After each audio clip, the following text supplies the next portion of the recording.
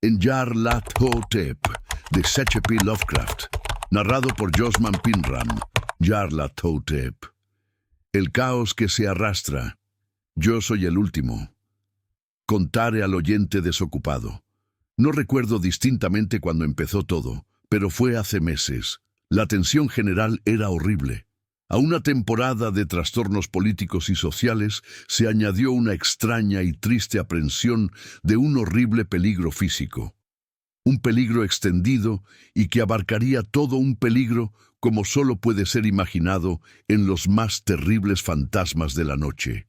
Recuerdo que las gentes iban y venían con rostros pálidos y preocupados, y susurraban advertencias y profecías que nadie se atrevía a repetir conscientemente o a reconocer en su fuero interno que habían oído. Una sensación monstruosa de culpa se dejaba sentir sobre el país, y en los abismos que hay entre las estrellas soplaban corrientes desapacibles que hacían que los hombres se estremecieran en los lugares oscuros y solitarios.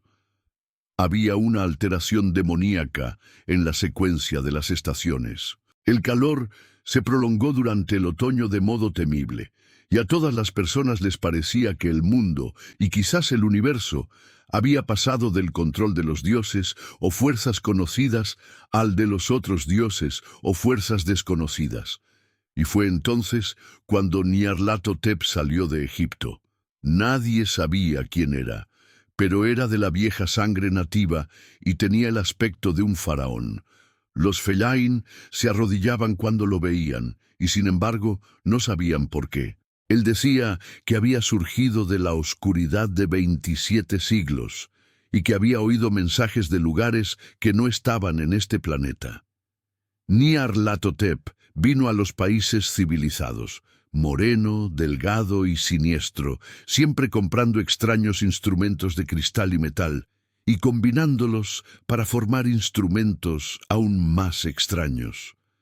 Hablaba mucho de las ciencias, de electricidad y psicología, y hacía exhibiciones de poder con las que sus espectadores quedaban sin habla, pero que sin embargo aumentaron su fama hasta un grado sumo.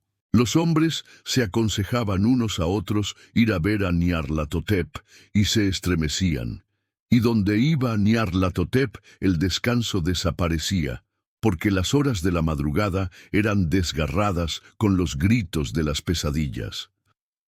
Nunca antes los gritos de las pesadillas habían sido un problema público semejante, y ahora los hombres sabios casi deseaban prohibir el sueño en la madrugada, para que los alaridos de las ciudades inquietaran menos horriblemente a la pálida y lastimera luna que brillaba con luz tenue y vacilante sobre aguas verdosas que se deslizaban bajo puentes y viejos campanarios que se derrumbaban contra un cielo enfermizo.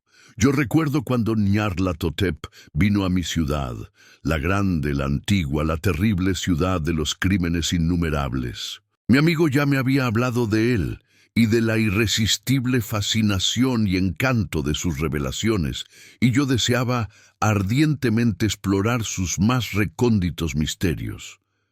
Mi amigo me dijo que eran horribles e impresionantes, más allá de mis más enfebrecidas imaginaciones, que habían sido proyectadas en una pantalla en la habitación a oscuras, cosas profetizadas que nadie, excepto Nyarlathotep, se había atrevido a profetizar, y que en el chisporroteo de sus chispas allí les habían quitado a los hombres lo que nunca les habían quitado antes, y que solo se mostraban en sus ojos, y oí decir que en el extranjero se insinuaba que los que conocían a Nyarlathotep veían cosas que los otros no veían. Fue en el cálido otoño cuando yo pasé una noche con las muchedumbres inquietas para ver a Nyarlathotep.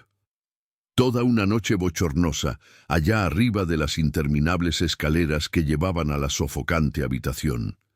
Y con sus sombras proyectadas sobre una pantalla vi formas encapuchadas entre ruinas y rostros amarillentos y malignos que atisbaban desde detrás de monumentos caídos. Y vi al mundo batallando contra la oscuridad, contra las oleadas de destrucción procedentes del espacio infinito, arremolinándose, agitándose, forcejeando en torno de un sol que se apagaba y enfriaba.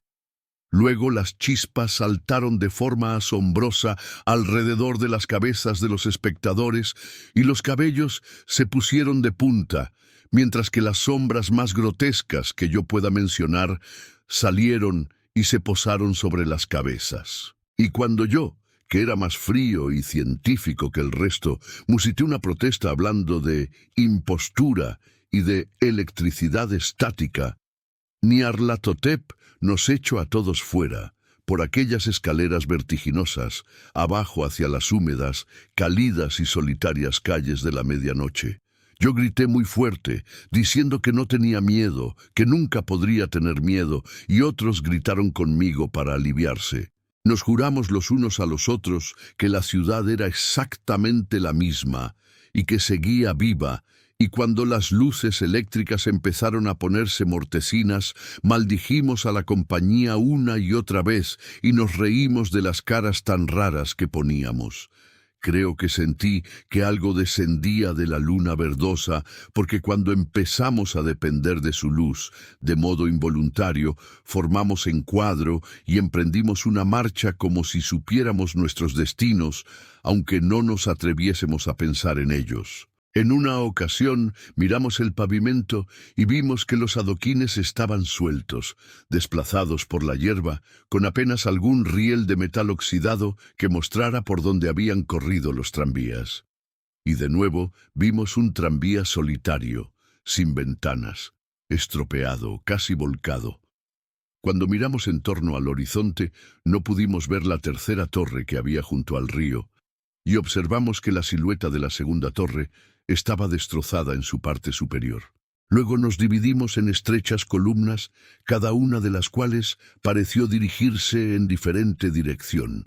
Una desapareció en una calleja solitaria hacia la izquierda, dejando solo el eco de un gemido ahogado. Otra bajó por una entrada del metro casi tapada por los hierbajos, aullando con una risotada de loco. Mi propia columna fue chupada hacia campo abierto, y entonces sentí un escalofrío que no era propio del cálido otoño, porque cuando llegamos con paso furtivo al oscuro páramo, vimos que nos rodeaba un infernal brillo lunar de nieves malignas. Nieves sin sendas, inexplicables, barridas a ambos lados en una sola dirección, donde había un torbellino de lo más negro a pesar de sus muros relucientes. La columna pareció muy fina, mientras camino pausada y penosamente, de modo soñoliento, hacia el torbellino. Yo me quedé atrás, porque la negra grieta en la nieve iluminada de verde era horrible, y me pareció oír los ecos de un gemido inquietante conforme mis compañeros desaparecían. Pero yo tenía poco poder para quedarme rezagado y como si me hubieran llamado por señas los que se habían ido antes. Medio flote entre los titánicos copos de nieve arrastrados por el viento, estremeciéndome asustado hacia el invisible vórtice de lo inimaginable. Sensible a mis gritos, delirando torpemente, solo los dioses que fueron podrían explicarlo. Una sombra enfermiza y sensitiva retorciéndose en manos que no eran manos girando ciegamente y dejando atrás medianoches espectrales de creación podrida, cadáveres de mundos muertos con llagas que fueron ciudades, vientos sepulcrales que cepillaban las pálidas estrellas y las hacían parpadear muy bajas. Más allá de los mundos, vagos fantasmas de cosas monstruosas, columnas medio entrevistas de templos no santificados que descansan en rocas sin nombre bajo el espacio y que alcanzan hasta los vertiginosos vacíos que hay por encima de las esferas de luz y oscuridad, y a través de este repugnante cementerio del universo, un ahogado y enloquecedor batir de tambores y el fino y monótono gemido de flautas blasfemas desde las inconcebibles y oscuras cámaras que hay más allá del tiempo. El detestable golpeteo y los silbidos aflautados allá donde danzan, lenta y torpemente, de modo absurdo, los gigantescos y tenebrosos Otros dioses, las ciegas, mudas y estúpidas gárgolas cuya alma es Nyarlathotep. Fin. No olvides suscribirte y activar la campanita. Nos vemos en el próximo relato.